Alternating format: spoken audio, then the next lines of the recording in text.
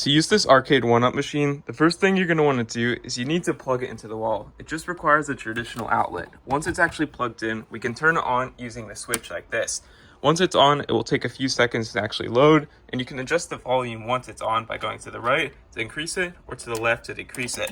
If you want to clean your screen, I recommend using a paper towel that's wet and then drying it with your shirt or another paper towel. But you can see right here, there's about 10 different games on this thing.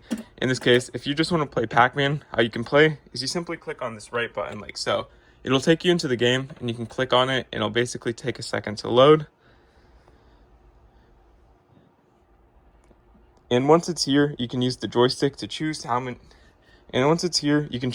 players you actually want to play with. This is one player and this is two players. Two players alternates when everyone dies. Once it's on the screen, once again, you're going to need to click on which player you want because currently this is just demo mode. So I'm going to click on one player once again and the game will start like this. You can hear the volume is on like so. And you can control the Pac-Man using this joystick like this.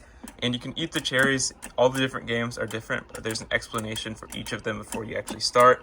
And this is basically all you need to do. And you can see the high score is just on the top of the screen like so. And obviously when you lose, if you're doing two players, it will automatically switch to the next player. That's pretty much all you need to do to use this machine. I'm going to go back to the home screen. You can simply turn it off and then turn it on. This will basically exit the game mode. This is the only way to do it. And that's pretty much all you need to do to use this. Found this helpful? Leave a like and subscribe. Thanks for watching.